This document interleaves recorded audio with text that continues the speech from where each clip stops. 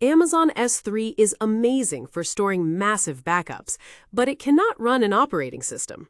Your EC2 virtual servers need an actual physical feeling hard drive to boot up and run applications.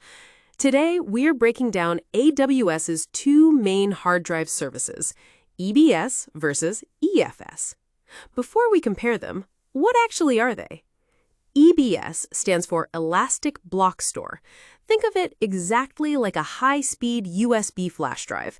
You plug it directly into a single computer, it is incredibly fast, and the operating system sees it as a real disk. But because it is plugged into that specific machine, no other computer can use it at the same time. It's a one-to-one relationship between the server and the drive. EFS stands for Elastic File System. Think of this like a shared network drive at an office or a Google Drive folder. You are not plugging it into just one computer. Instead, dozens or even hundreds of servers can open, read, and write files to the exact same folder at the exact same time. The storage lives independently, and many machines connect to it together. So, why would you choose one over the other? You use EBS for your core everyday server needs. It is what holds your Windows or Linux operating system. When an EC2 instance boots, it boots from EBS. It is also what you use for high-performance databases that need fast, predictable read and write speeds.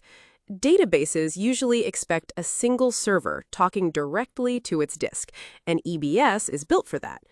The trade-off is that an EBS volume lives in one availability zone and is attached to one server at a time. You use EFS when you have a fleet of servers that all need access to the same files.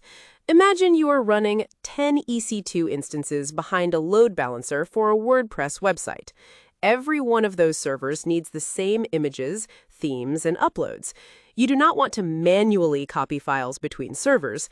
Instead, all of them connect to one shared file system, and that is exactly what EFS provides. Here's a critical exam tip. If an AWS certification question mentions shared storage across multiple EC2 instances, the answer is EFS. If it mentions a boot volume, an operating system disk, or a relational database, the answer is EBS. Also remember this detail, EFS only works with Linux. It does not support Windows servers. Now let's look at how this actually shows up in an architecture. When you launch an EC2 instance, an EBS volume is attached to it automatically so it can boot. That connection is direct and exclusive. One server, one disk. You can stop the instance, detach the volume, and attach it to another server in the same availability zone, but it is still a one-to-one setup. With EFS, the model is completely different. You create the file system separately from your servers. Then, inside your auto-scaling group or launch configuration, you tell every EC2 instance to mount that EFS file system at startup.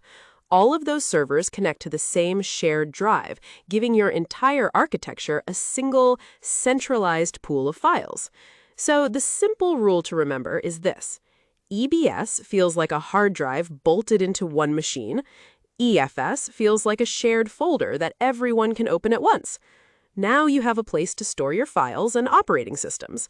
But what about your actual customer data, passwords, and user profiles? You need a database. Click the video on the screen to learn the difference between Amazon RDS and DynamoDB, and I'll see you there.